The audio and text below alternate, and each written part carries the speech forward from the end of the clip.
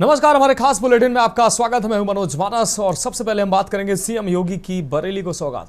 बरेली में मुख्यमंत्री योगी आदित्यनाथ ने बरेली में विकास की कई बड़ी परियोजनाओं का उद्घाटन और लोकार्पण कर प्रदेश के इस महत्वपूर्ण जिले को नई दिशा दी है।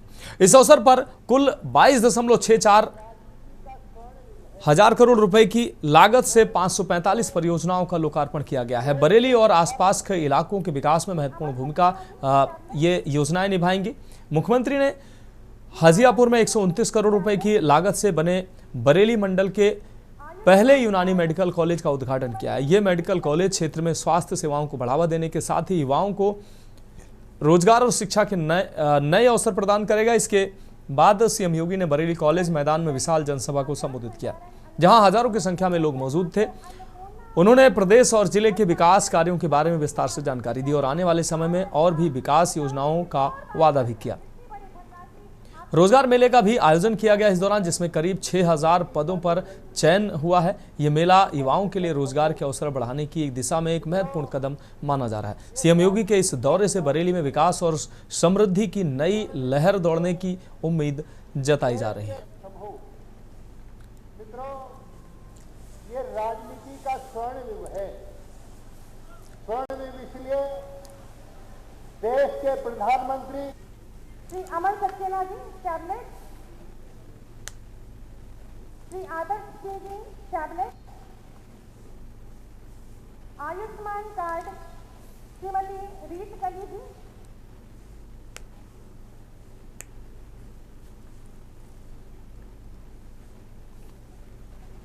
श्रीमती गीता देवी जी खाद्यान्न भंडारण अन्नपूर्णा भवन के अंतर्गत आपको अन्नपूर्णा भवन का हस्तांतरण इस चाबी के माध्यम से किया जा रहा है। दीपक चतुर्वेदी हमारे संवाददाता ज्यादा जानकारी के लिए हमारे साथ जुड़ गए हैं बरेली से। दीपक, मुख्यमंत्री योगी आदित्यनाथ आज बरेली दौरे पर रहे। इस दौरान बरेली को बड़ी सौगात दी है। 545 परियोजनाओं का लोकार्पण मुख्यमंत्री के द्वारा किया गया है और कई अरब रुपए की जो है योजनाओं का लोकार्पण यहाँ बरेली में किया है मुख्यमंत्री ने, जो इस जिले की विकास की नई इबारत लिखेगी इन विकास योजनाओं के माध्यम से। क्या कुछ अहम अपडेट है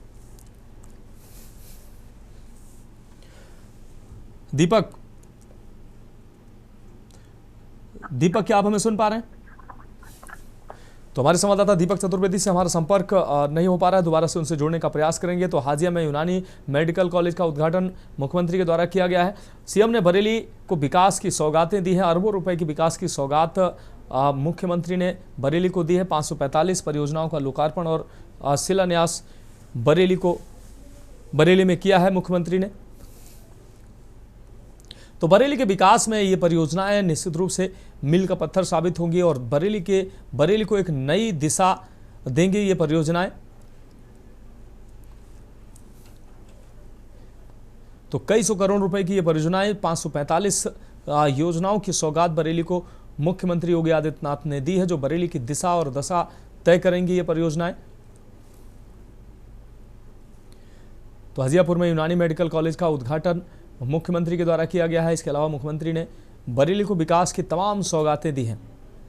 22.64 हजार करोड़ की 545 परियोजनाओं का लोकार्पण मुख्यमंत्री ने किया। दीपक चतुर्वेदी हमारे संवाददाता ज्यादा जानकारी के लिए हमारे साथ जुड़ गए हैं। दीपक, बरेली को मुख्यमंत्री ने बड़ी सौगात दी है। अरबों रुपए की सौगात, करीब 545 योजनाओं का लोकार्पण और शिलान्यास किया गया है। ये योजनाएं बरेली को नई दिशा देंगी और विकास की नई इबारत लिखेंगी। क्या कुछ अहम अपडेट है? जी बिल्कुल, आपको बताना चाहूंगा कि बरेली में आज योगी आदित्यनाथ का दौरा था और दौरे के बाद जो है उन्होंने विभिन्न घोषणाएं करी है। करीब 10,000 युवाओं को उन्होंने रोजगार भी दिया है और बरेली में एक फ्लाईओवर भी दिया है और इसमें एक यूनानी हॉस्पिटल की भी जो है आज उन्होंने उद्घाटन किया है, जिससे यहाँ पर युवाओं को जो है वो यूनानी पद्धति का जो डॉक्टरेट डिग्री है वो यहाँ पर उनको करने के लिए जो है बहुत सी सुविधाएं मिलेंगी और इसका भी शुभारंभ उन्होंने आज किया है। जी महाराज, निश्चित रूप से बरेली की अगर बात करें तो ये महत्वपूर्ण जनपद है बरेली और ऐसे में विकास की लगातार तमाम योजनाएं हालांकि उत्तर प्रदेश सरकार बरेली में चला रही थी, लेकिन आज जो मुख्यमंत्री के द्वारा तमाम योजनाओं का लोकार्पण और शिलान्यास किया गया है, ये बरेली को आने वाले समय में नई बरेली की पहचान दिलाएंगी ये परियोजनाएं, क्योंकि हजारों करोड़ की परियोजनाएं बरेली को मिली हैं। दीपक, बात है, बिल्कुल सही बात है कि जो सौगात बरेली को मिली है वो बहुत ही महत्वपूर्ण रही है। आम जनमानस में जो है इसका बहुत ही सही तरीके से स्वागत सत्कार किया गया है कि उन्होंने जिस तरह से यहाँ पर सड़कों के लिए, लाइट कॉरिडोर के लिए और भी कई योजनाएं हैं जिनके लिए उन्होंने दिल खोल से यहाँ पर जो है वो पैसा दिया है, और जिसमें जो है वो बरेली प्राधिकरण विकास का भी जो है उन्होंने करीब 800 करोड़ रुपया उसको दिया है, और जिसमें की जो है चहुमुखी विकास होने की संभावना है। जी महाराज। हाँ बिल्कुल दीपक, इस तमाम जानकारी के लिए आपका बहुत शुक्रिया। तो 22.64 हजार करोड़ की 545 परियोजनाओं का लोकार्पण और शिलान्यास मुख्यमंत्री के द्वारा किया गया है। हजियापुर में यूनानी मेडिकल कॉलेज का उद्घाटन मुख्यमंत्री ने किया है। बरेली को विकास की बड़ी सौगात मुख्यमंत्री के द्वारा दी गई।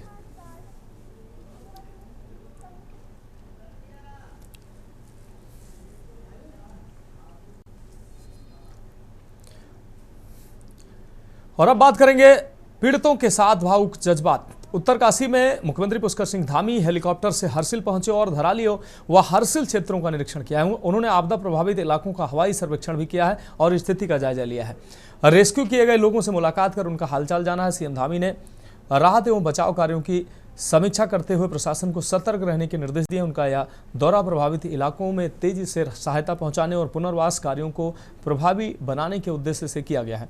मुख्यमंत्री ने स्थानीय लोगों के हौसलों को बढ़ाया है और सरकार की ओर से हर संभव मदद का भरोसा दिलाया। उन्होंने कहा कि आपदा से प्रभावित जनता को जल्द से जल्द सामान्य जीवन लौटाने के लिए सभी संसाधन मुहैया कराए जाएंगे। तो आपदा प्रभावित इलाकों का हवाई सर्वेक्षण मुख्यमंत्री के द्वारा किया गया है। रेस्क्यू किए गए लोगों से मुख्यमंत्री ने मुलाकात की है, उनसे बातचीत की, हालचाल जाना है। अधिकारियों को मुख्यमंत्री ने दिशा निर्देश दिए हैं। राजेश वर्मा ब्यूरो चीफ हमारे साथ ज्यादा जानकारी के लिए हमारे साथ जुड़ चुके हैं। राजेश जी, उत्तरकाशी में जो कल कहर देखने को मिला, अब मुख्यमंत्री ने वहां का दौरा किया है। जो राहत बचाव कार्य किया जा रहा है उसका निरीक्षण मुख्यमंत्री ने किया है। जो रेस्क्यू किए गए हैं लोग, उनसे मुलाकात भी उन्होंने की है। क्या कुछ है अपडेट इस दौरान निकल कर आया? बिल्कुल मनोज, देखिए मुख्यमंत्री आज सुबह जो है वो वहाँ पहुंच गए थे। काफी मशक्कत के बाद मुख्यमंत्री वहां पहुंच पाए क्योंकि विजिबिलिटी कम थी और लगातार बारिश जो है वो पूरी घाटी में हो रखी है। तो देखिए कल की ये दर्दनाक जो हादसा हुआ है उत्तरकाशी के उत्तरकाशी में, तो कहीं ना कहीं जो है ये दिल दहलाने वाला है और कहीं ना कहीं लोगों में अभी भी भय है। और इसको लेकर के आज मुख्यमंत्री जब पहुंचे हैं तो वहाँ जो घायल लोग थे उनसे भी उनकी मुलाकात हुई है, और साथ ही में जो परिजन है जिनके लोग नहीं मिल पा रहे हैं या जो लोगों को जो भी आर्थिक सहायता से लेकर तमाम सहायता जो देनी है मुख्यमंत्री द्वारा, वो उसका आश्वासन जो है वहां पर मुख्यमंत्री ने दिया। और मुख्यमंत्री खुद इन लोगों से मिलते हुए विचलित हुए, उन लोगों से मिलते हुए भावुक हुए, क्योंकि हमने देखा है तस्वीरों में कि जो मुख्यमंत्री लोगों से मिल रहे हैं तो उनका हालचाल जान रहे हैं और तमाम इस पूरी आपदा को लेकर के वो लगातार अधिकारियों से मॉनिटरिंग कर रहे हैं, पल पल की रिपोर्ट कर रहे हैं। और दूसरी महत्वपूर्ण बात ये भी है मानस की मुख्यमंत्री भले ही वहां पहुंच गए हैं, लेकिन अब वो 2 से 3 दिन जो है उनका बेस कैंप वहीं पर विस्थापित रहेगा। यानी कि मुख्यमंत्री अब जो घटना हुई है, आपदा जो आई है, वहीं पर डेरा डालेंगे और वहां पर तमाम जो सेना के लोग जुड़े हैं, एनडीआरएफ हो, एलडीआरएफ हो या हवाई सेवाएं के द्वारा जो सहायता ली जा रही है, वो चाहे उसमें चीनूक हेलीकॉप्टर की बात करें या MI-17 के 2 हेलीकॉप्टर लगाए गए हैं ताकि जल्द से जल्द जो उपकरण है, इलेक्ट्रॉनिक उपकरण है जिनसे मलबा हटाना या फिर जो जिंदगियां इस मलबे के अंदर दफन है या मलबे के अंदर दबी हुई है, उनको किस तरीके से निकालना। तो ये ऐसे प्लान है जिसको लेकर के उनकी लगातार सेना के साथ, एनडीआरएफ के साथ उनकी वार्ता लगातार चल रही है। और अभी भी वो वहां पर मौजूद है, ग्राफ बना रहे हैं कि किस तरीके से आगे की रणनीति की जाए, तैयार की जाए, ताकि जो जहां पर ये फ्लड आया है तो भविष्य में इस तरीके की घटना ना हो। देखिए यह दैविक आपदा है और लगातार हम लोग अपने दर्शकों को लगातार तस्वीरें दिखा रहे हैं कि मुख्यमंत्री लगातार लोगों से मिल रहे हैं, जनभावनाओं को समझ रहे हैं, हर संभव मदद देने का आश्वासन वहां कर रहे हैं। और मुख्य बात ये भी आपको अपने दर्शकों को एक बात बता दें कि मनोज, अब एक बार दोबारा मौसम विभाग ने 18 घंटे का भारी है वो जारी कर दिया है। यानी कि अगले जो 18 घंटे हैं वो और भी ज्यादा डिफिकल्ट हो सकते हैं उत्तराखंड के अंदर, क्योंकि राहत एवं बचाव कार्य का कार्य चल रहा है और लगभग 175 नेशनल हाईवे समेत कई ऐसी सड़कें हैं जो बाधित है, जो कनेक्टिविटी टूट चुकी है, लोग आवाजाही नहीं कर पा रहे हैं। कई ऐसी रेस्क्यू टीमें हैं जो ऑन रोड जो है वो खड़ी हुई है, यानी कि जो की वजह से आगे नहीं चल पा रही है। तो अभी उसको भी दुरुस्त करने का काम लगातार बीआरओ की टीम कर रही है, लेकिन उसमें काफी वक्त लगेगा। अभी फिलहाल जो है जो सहायता पहुंचाई जा सकती है हेलीकॉप्टर द्वारा, तो उसका प्रयोग किया जा रहा है, क्योंकि अभी आज निश्चित रूप से राजेश, इस तमाम जानकारी के लिए आपका बहुत शुक्रिया। तो पिछले आने वाले 18 जो घंटे हैं वो जो है वो काफ़ी क्रूशल होने वाले हैं। मौसम विभाग ने अलर्ट जारी किया है, आने वाले 18 घंटे वो भारी बारिश की चेतावनी मौसम विभाग ने जारी कर दी है। फिलहाल राहत बचाव कार्य किया जा रहा है, काफ़ी मशक्कत करनी पड़ रही है। बहुत शुक्रिया हमारे साथ राजेश जी, आप जुड़े। आपदा प्रभावित इलाकों का मुख्यमंत्री ने हवाई सर्वेक्षण किया है। और अब हम बात करेंगे बाढ़ और तबाही जुटे योगी के सिपाही। उत्तर प्रदेश में हो रही बारिश और नदियों में उफान के चलते राज्य के कई जिले बाढ़ की चपेट में हैं, लेकिन इस संकट की घड़ी में योगी सरकार ग्राउंड पर डटी हुई है और खुद मुख्यमंत्री योगी आदित्यनाथ से लेकर उनके मंत्री तक राहत कार्यों में जुटे हैं। मुख्यमंत्री योगी आदित्यनाथ के स्पष्ट निर्देश हैं कि एक भी बाढ़ पीड़ित राहत से वंचित न रहना चाहिए और उसी को अमल में लाते हुए मंत्रीगण लगातार प्रभावित जिलों का दौरा कर रहे हैं, शिविरों का निरीक्षण कर रहे हैं और जरूरतमंदों तक हर संभव मदद पहुंचाई जा रही है। जहां डिप्टी सीएम केशव प्रसाद मौर्य ने प्रयागराज में राहत सामग्री का वितरण किया, वहीं वित्त मंत्री सुरेश खन्ना, विधायक नीलकंठ तिवारी वाराणसी के बाढ़ प्रभावित क्षेत्रों में पहुंचे। मिर्जापुर में मंत्री नंदगोपाल नंदी ने राहत कार्यों की समीक्षा की और भदोही में ऊर्जा मंत्री ए.के. शर्मा ने आपदा में जान गंवाने वाले 5 लोगों के परिजनों को 4-4 लाख रुपए की सहायता राशि सौंपी है। इसी कड़ी में जल शक्ति मंत्री स्वतंत्र देव सिंह आज जालौन पहुंचे, जहां उन्होंने हवाई सर्वेक्षण कर हालात का जायजा लिया और माधोगढ़ तहसील के ग्राम कसौंदा में राहत शिविर का निरीक्षण किया। मंत्री ने शिविर में मौजूद बाढ़ पीड़ितों से सीधे संवाद कर उनकी समस्याएं सुनी और राशन, दवाइयां, कपड़े जैसी जरूरी सामग्री भी वितरित की। इसके अलावा उन्होंने प्रशासनिक अधिकारियों और आपदा प्रबंधन टीम के साथ एक अहम समीक्षा बैठक की है। निर्देश दिए हैं कि किसी भी प्रभावित परिवार को राहत से वंचित न रखा जाए। मंत्री का साफ संदेश था, सरकार जनता के साथ है, हर जरूरतमंद तक मदद पहुंचना हमारी प्राथमिकता है, मदद पहुंचाना हमारी प्राथमिकता है। सरकारी आंकड़ों के मुताबिक अब तक 2 लाख से अधिक लोगों को राहत पहुंचाई जा चुकी है। 360 क्षतिग्रस्त मकानों का मुआवजा दिया गया है और 2 लाख से ज्यादा लंच पैकेट वितरित किए जा चुके हैं। एनडीआरएफ, एसडीआरएफ और पीएससी की टीमें राहत बचाव कार्य में जुटी हुई हैं। औरैया, जालौन, भदोही, मिर्जापुर, प्रयागराज जैसे जिलों में स्थिति पर लगातार नजर रखी जा रही। हमीरपुर विधायक डॉक्टर मनोज प्रजापति और डीएम ने राहत शिविरों का दौरा कर पीड़ितों को राहत सामग्री बांटी है।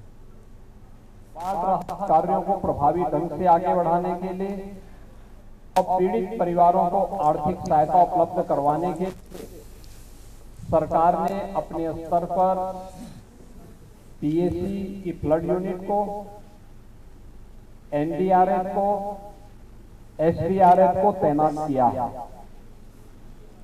हमारी आज वर्तमान में भी अलग अलग क्षेत्रों में इन सब की जो यूनिट है वह प्रभावी ढंग से बाढ़ कार्यों का निरीक्षण करके वहां पर राहत कार्यों को प्रभावी ढंग से आगे बढ़ाने का काम कर रही है। एनडीआरएफ की 16 टीमें, एसडीआरएफ की 18 टीमें और पीएसी की फ्लड यूनिट की 31 टीमें समय में बाढ़ प्रभावित जनपदों में जहां कार्य कर रही हैं, वहीं इन सभी 21 जनपदों में 1250 से अधिक नौकाओं की व्यवस्था के माध्यम से भी नागरिकों के आवागमन के कार्यक्रम को सुचारू बनाने का कार्य किया गया है। पर्याप्त मात्रा में नौकाओं की व्यवस्था के साथ ही हर एक जनपद, प्रदेश स्तर पर, जनपद स्तर पर कंट्रोल रूम की व्यवस्था, हर एक गांव में भी बाढ़ चौकी की व्यवस्था और राहत कार्य के लिए जिन लोगों को सुरक्षित स्थानों पर पहुंचाना पड़ा उनको सुबह का ब्रेकफास्ट, दोपहर का और सायंकाल का भोजन की व्यवस्था, शुद्ध पेयजल की व्यवस्था, पशुओं के चारे की व्यवस्था। जो लोग सुरक्षित रह सकते हैं उनके घरों की व्यवस्था की दृष्टि से हम लोगों ने वहां पर उन्हें सूखा राहत की किट भी उपलब्ध करवाए हैं।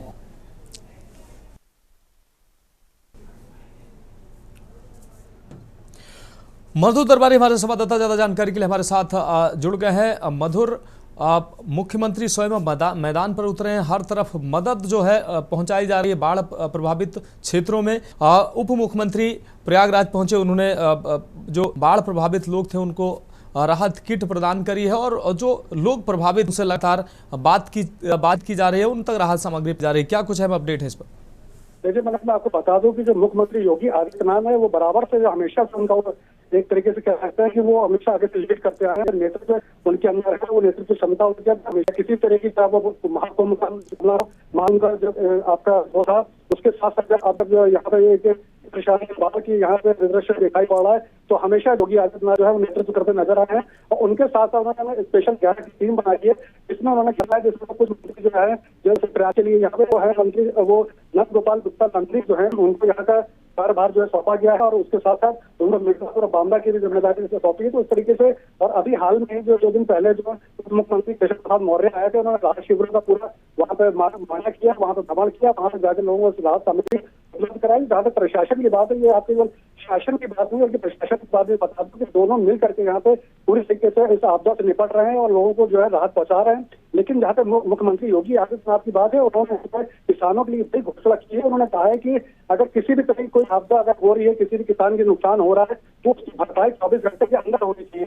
ये एक बहुत बड़ा आश्वासन कह सकते हैं कि एक बहुत बड़ा जो किसानों के लिए ये बहुत सुखदायी पल है कि जिस तरीके से योगी आदित्यनाथ जी जो है उनको आगे बढ़कर लीड करके उन्होंने किसानों के लिए जो है कदम उठाए। उसके साथ साथ जैसा मैंने आपको बताया कि प्रशासन और शासन दोनों ही दिशा में पूरी तरीके से काम कर रहे हैं और जो प्रशासन है उसमें यहाँ के डीएम हो, जितने भी आला अधिकारी, एसपी, सचिव और कमिश्नर पूरी तरीके से आला अधिकारी वो सब टॉपों पे है, बराबर राष्ट्रीय का वहाँ भ्रमण कर रहे हैं, वहाँ पे देख रहे हैं किस तरीके से वहाँ लोग जो निश्चित रूप से अधिकारियों की नजर बनी हुई है और राहत सामग्री लगातार लोगों तक पहुंचाई जा रही है। मधुर, बहुत शुक्रिया इस तमाम जानकारी के लिए। तो बाढ़ पर चौतरफा वार है, वहीं हर तरफ मदद के लिए सरकार के हाथ आगे बढ़े हैं। 2 लाख से ज्यादा राहत सामग्री पहुंचाई गई है, राहत किट पहुंचाई गई है। चर्चा में फिर एक बार से रोहित का आपको बता दें सीएम योगी का राहत मॉडल। फिलहाल एक ब्रेक का वक्त है और ब्रेक के बाद हम बात करेंगे गाल पर तमाचा, सच या तमाशा। आप देख रहे हैं के न्यूज, खबरों का सारथी। ब्रेक के बाद हमारे खास बुलेटिन में एक बार फिर से आपका स्वागत है। हम बात कर रहे हैं गाल पर तमाचा, सच या तमाशा। रायबरेली के मिल एरिया थाना क्षेत्र के सारस चौराहे पर आरएसएसपी के राष्ट्रीय अध्यक्ष स्वामी प्रसाद मौर्य पर हमला होने की खबरें मिली हैं। वह लखनऊ से फतेहपुर जाते समय यहां रुके थे, जहां उनका स्वागत किया जा रहा था। इसी दौरान 2 युवकों ने माला पहनाने के दौरान पीछे से आकर उन पर चाटा मारा। हमले की पूरी घटना सीसीटीवी कैमरे में कैद हुई है। इस हमले के बाद स्वामी प्रसाद मौर्य के समर्थकों और कार्यकर्ताओं ने नाराज होकर युवकों को पकड़ लिया और पुलिस की मौजूदगी में जमकर पीटा। इस मारपीट के दौरान इंस्पेक्टर अजय राय की वर्दी भी खून से लाल हो गई। इस घटना के बाद स्वामी प्रसाद मौर्य ने योगी सरकार पर निशाना साधा और कहा कि योगी सरकार के गुंडे, करणी सेना के लोग जो अपनी जातीय पहचान का लाभ उठा रहे हैं। स्वामी प्रसाद मौर्य ने करणी सेना के खिलाफ कड़ी कार्रवाई की मांग की और कहा कि इस प्रकार की घटनाएं समाज में विभाजन पैदा करती हैं। पुलिस ने मामले की जांच शुरू कर दी और हमलावरों की गिरफ्तारी के प्रयास तेज कर दिए गए हैं। रायबरेली की इस घटना ने एक बार फिर राजनीतिक और सामाजिक तापमान बढ़ा दिया है, लेकिन सवाल ये है कि ये जो घटना हुई है क्या ये प्रायोजित थी या वास्तविक रूप से ये घटना को अंजाम दिया गया है। लोगों ने हाथापाई की है, लेकिन कहीं ना कहीं चर्चा ये भी है कि ये घटना प्रायोजित थी, सुर्खियां बटोरने के लिए ये घटना तो नहीं थी, ये भी चर्चाएं हो रही हैं। अब सरकार तो पूरा जंगल राज बन गया, गुंडे, माफिया, अपराधी बेखौफ कानून की धज्जियां उड़ा रहे हैं। करणी सेना के कुछ कीड़े मकोड़े इस तरीके से लगातार कानून की धज्जियां उड़ाते रहते हैं, लेकिन योगी जी उन पर मेहरबान है। इसलिए ऐसे गुंडे, माफिया, अपराधियों के खिलाफ योगी सरकार भी मौन है। उनको मौन स्वीकृति मिली है, सहमति मिल चुकी है और ठाकुर होने का एक लाइसेंस मिला हुआ है कि जैसा चाहो वैसा कानून तोड़ो। ये करणी सेना के लोग ऐसे ही अराजक तत्व हैं जो उत्तर प्रदेश की कानून व्यवस्था को मिट्टी में मिलाने का काम कर रहे हैं। केशवानंद शुक्ला हमारे साथ हमारे संवाददाता ज्यादा जानकारी के लिए हमारे साथ रायबरेली से जुड़ गए हैं। केशवानंद, स्वामी प्रसाद मौर्य के साथ एक घटना आज घटित हुई है। उनको माला पहनाने के दौरान उनके साथ हाथापाई की तस्वीरें सामने आई, जिसके बाद उन्होंने साफ तौर पर करणी सेना और ठाकुरवाद की बात कही। क्या कुछ है ये पूरा मामला? बिल्कुल, देखिए आपको बता दें, पूर्व मंत्री जो है प्रसाद मौर्य आज लखनऊ से जो है फतेहपुर जा रहे थे कि उनका जो काफिला था वो आज रायबरेली जिले के सारस चौराहे पर उनका काफिला पहुंचा था, जहां तभी जो है जो उनके पदाधिकारी थे उनके जो है स्वागत फूल माला पहन करके कर रहे थे कि उसे देखा गया कि 2 राज्यपाल जो है वहां पे पहुंचे हैं। स्वागत और माला पहनाने के बहाने जो है उन्होंने स्वामी प्रसाद मौर्य पे हमला किया है, चाटा मारने का प्रयास किया। हालांकि जो है वहां पे मौके पर जो है जो पुलिस थी उसने भी बचाव जरूर किया है, लेकिन देखा गया जो भी पदाधिकारी थे वो उनके सुरक्षा कर्मी थे, उन्होंने भी 2 हमलावरों की जम करके पिटाई की, जिसमें देखा गया कि जो दोनों हमलावर थे उनका सर फट गया है, उनको जो है इलाज कराया गया है और जो मौके पर पुलिस थी वो दोनों हमलावरों को जो है गिरफ्तार कर लिया है। हालांकि अभी दोनों आरोपियों से जो है पूछताछ की जा रही है, लेकिन अभी जो है मुकदमा रायबरेली में जो है इस पूरी घटनाक्रम को लेकर के नहीं लिखा गया है। और वही बताया जा रहा है जो दोनों युवक है रायबरेली जिले के जी थाना क्षेत्र रहने वाले दोनों युवक बताए जा रहे हैं और दोनों युवक जो है गौ रक्षक सेवा दल के बताए जा रहे हैं। हालांकि स्वामी प्रसाद मौर्य से जब इस पूरे मामले को लेकर के मीडिया ने बात किया तो स्वामी प्रसाद मौर्य ने करणी सेना को लेकर के जो है आड़े हाथे लेते हुए जो है सरकार पर जम करके हमलावर हुए हैं। जी हाँ बिल्कुल केशवानंद, इस तमाम जानकारी के लिए आपका बहुत बहुत शुक्रिया। तो माला पहनाते वक्त हाथापाई की गई स्वामी प्रसाद मौर्य के साथ। स्वागत के दौरान 2 युवकों ने हमला किया। और अब हम बात कर रहे हैं फ्री यात्रा सुविधा की व्यापक तैयारी। मुख्यमंत्री योगी आदित्यनाथ ने हर बार की तरह इस बार भी रक्षाबंधन के मौके पर महिलाओं को बड़ा तोहफा दिया है, यानी कि बहनों को बड़ा तोहफा दिया है। सीएम के निर्देश पर 8 अगस्त की सुबह 6 बजे से 10 अगस्त की रात 12 बजे तक महिलाओं को निःशुल्क बस यात्रा की सुविधा दी जाएगी। वहीं मीडिया को जानकारी देते हुए रोडवेज के क्षेत्रीय प्रबंधक महेश कुमार ने बताया कि सभी चालकों व परिचालकों को बैठक कर व्यवस्थाएं दुरुस्त रखने के निर्देश दिए गए हैं। आपको बता दें कि कानपुर शहर से सबसे ज्यादा दिल्ली, प्रयागराज, लखनऊ, आगरा, बिधूना आदि रूटों पर महिलाएं सफर करती हैं। इन प्रमुख मार्गों पर 24 घंटे बहनों को फ्री बस सेवा मिलेगी। साथ ही साथ उनको किसी तरह की असुविधा ना हो, इसके लिए भी अधिकतर रूटों पर महिला परिचालकों की तैनाती की गई है। इसके साथ ही क्षेत्रीय प्रबंधक ने कानपुर मंडल के सभी अधिकारियों को बस स्टैंडों में अतिरिक्त बसें रिजर्व रखने के निर्देश दिए हैं, ताकि यदि महिलाओं की संख्या बढ़ती है तो रिजर्व बसों के फेरे भी बढ़ाए जाएंगे। वहीं कानपुर शहर के लोकल एरिया के लिए भी इलेक्ट्रिक और सीएनजी बसों में महिलाएं फ्री सफर कर सकेंगी।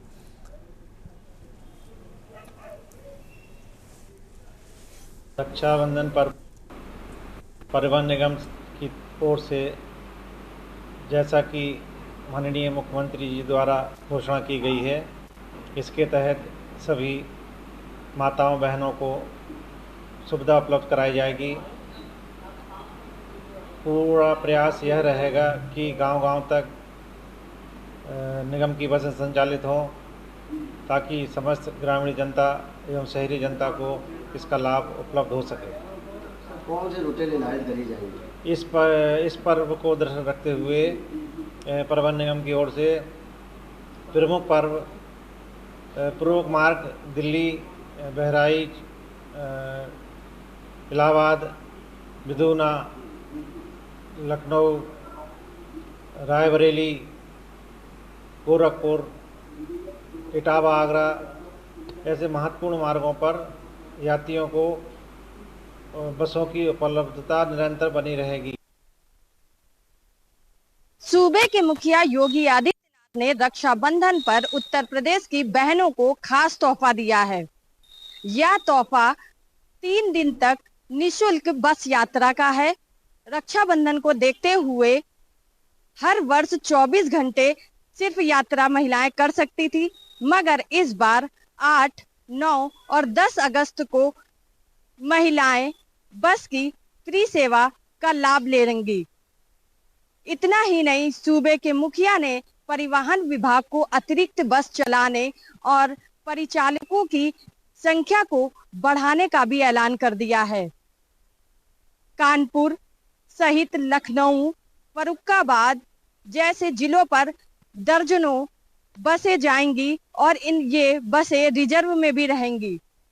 महिलाएं आराम से अपने घर जाएंगी और 3 दिन तक वहां पर रहकर रक्षाबंधन का पर्व मनाने के बाद अपने घरों को वापसी करेंगी। या पूरी सेवा निशुल्क रहेगी। कानपुर से के न्यूज के लिए सारिका गुप्ता की रिपोर्ट। और अब हम बात करेंगे अलीगढ़ में लूट की सनसनीखेज वारदात। अलीगढ़ के गांधी पार्क थाना क्षेत्र के गांव भदेसी के निकट एक शराब कारोबारी से हथियारबंद बदमाशों ने लूट की घटना को अंजाम दिया। बदमाशों ने तमंचे के बट से कारोबारी के सिर पर वार कर उसे घायल कर दिया। लुटेरों ने कारोबारी की कार, 1 लाख रुपए नगद और 2 आईफोन लूटकर फरार हो गए। शराब कारोबारी सिरोलिया फाटक की दुकान बंद कर अपने साथी के साथ लौट रहा था, तभी इस घटना का शिकार हो गया। सूचना मिलते ही पुलिस मौके पर पहुंची और बदमाशों की तलाश में सीसीटीवी फुटेज खंगाल रही है। पीड़ित ने थाने में तहरीर भी दी है। पुलिस मामले की जांच में जुटी है।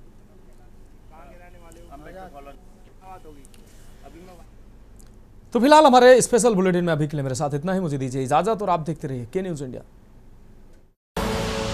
आप देख रहे हैं के न्यूज, खबरों का सारथी।